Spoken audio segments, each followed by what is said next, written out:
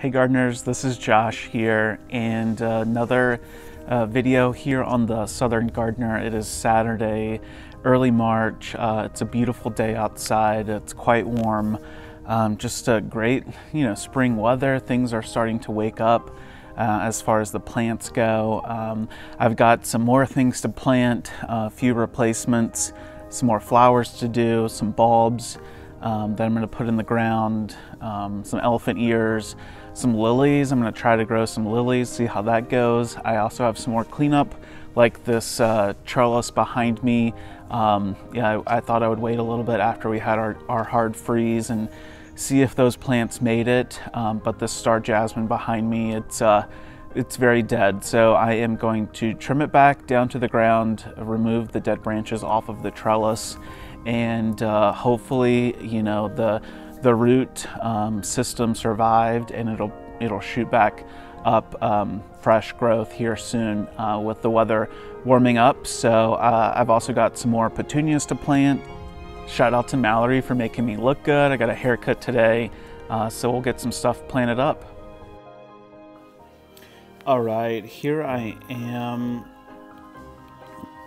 pulling out this fig vine that I planted last fall that met its demise from the cold snap that we had. So I picked up this new version from Callaway's. It was like $30, so a pretty good deal, because the one that had died I got from Jackson's. While it was a little bit bigger, it was like $75, $80. So $30 for this version I think will be really nice, and it will then spread across the fence here. And this is a little fence that hides the AC unit. And putting down some Callaway's fertilizer. This is organic slow release fertilizer that I really like, and so just tipping that in and adding an ample amount there.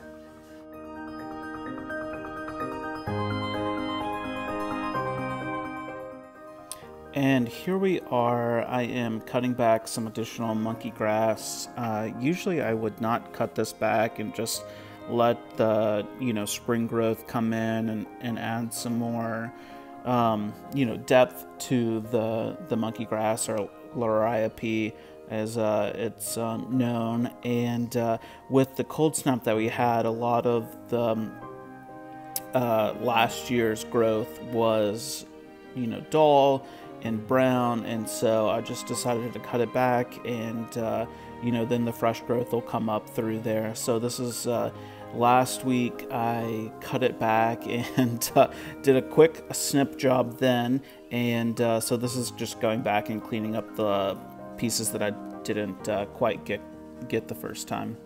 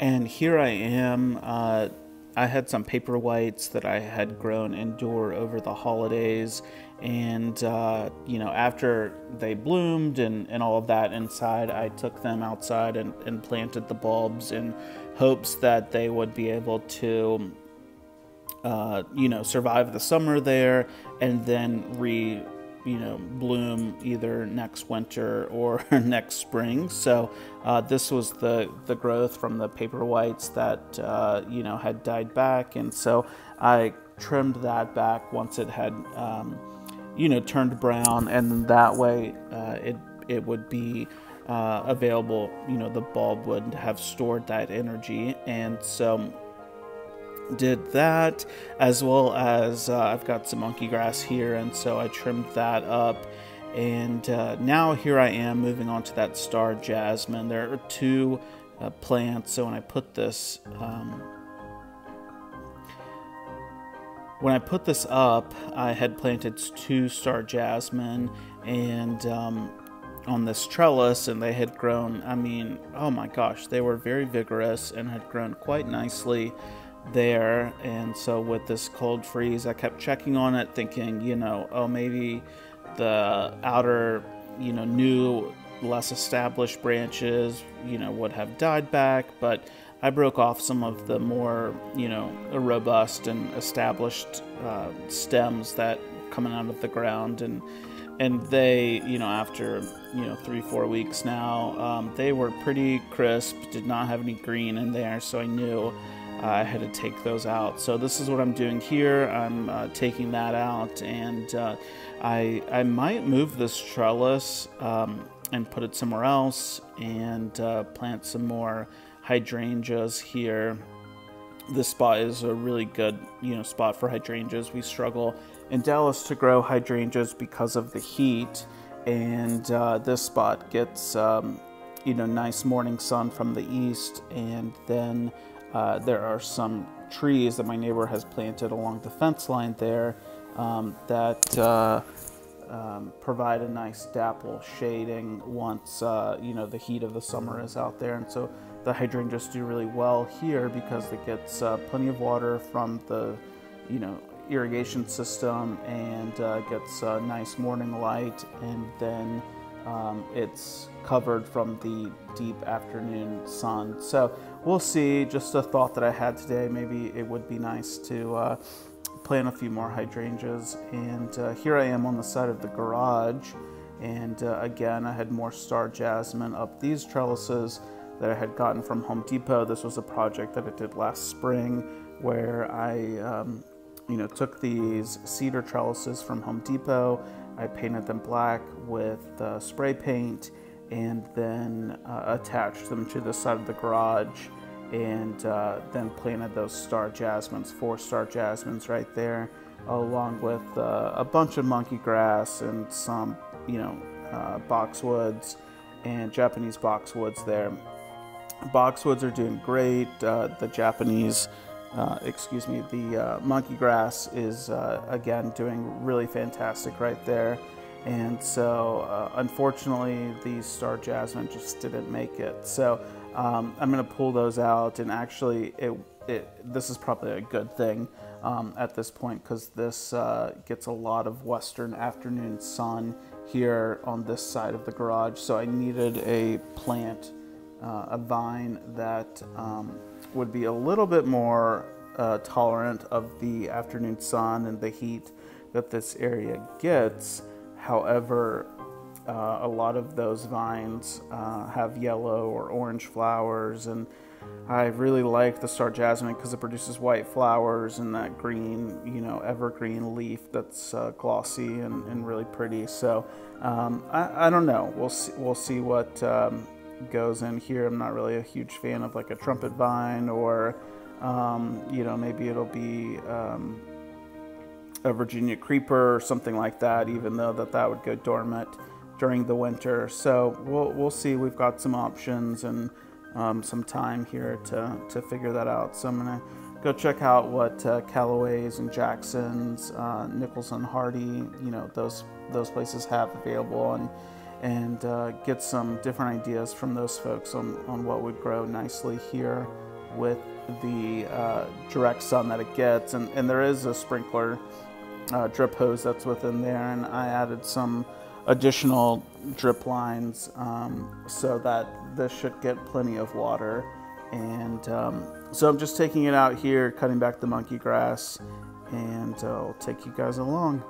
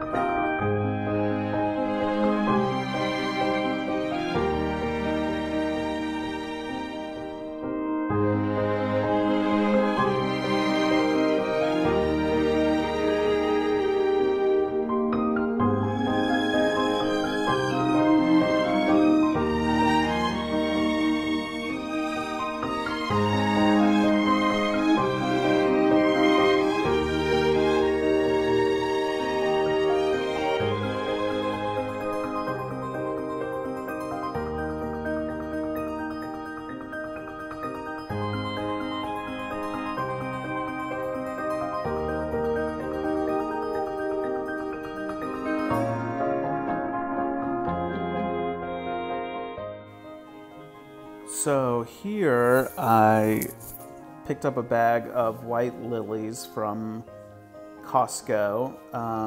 And so there's a bag here, and they're in shavings, and they looked pretty good. I had to throw out one or two because they had some mold on it, and didn't want to put those in the ground, figuring that they would just go ahead and rot. But the others looked really great, and so putting them there, placing them in between the boxwoods, and got some monkey grass growing there. I did pull out some fig ivy that I had planted there, thinking, this would be really pretty to have that growing up on the side of the back of the house. But that I don't believe will make it, just from the freeze that we had.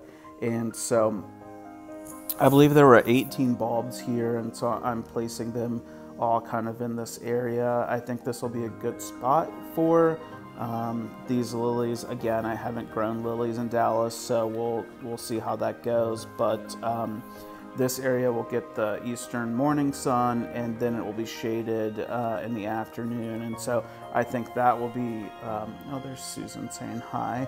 And so I think that will be really great for them. I know they take full sun, but in our growing zone, with the extreme kind of heat that we have in Dallas, so I thought planting them here would probably be a good spot. So we'll see how that goes. And I had also bought a package of elephant ears, and unfortunately I popped those open and they were all molded and really soft, so I had to throw those out. And we'll see, maybe I'll take them back to Costco where I got those, but I think I put them in the garage, and with the heat and the moisture and just all of that, it made them rot. And so I believe that was my fault with how I stored them, and that's what created the rot. But go ahead and got those planted in. I didn't add any fertilizer to the bulbs because this bed I put down fertilizer about a week ago on all of the boxwoods, so it should be in good shape for those.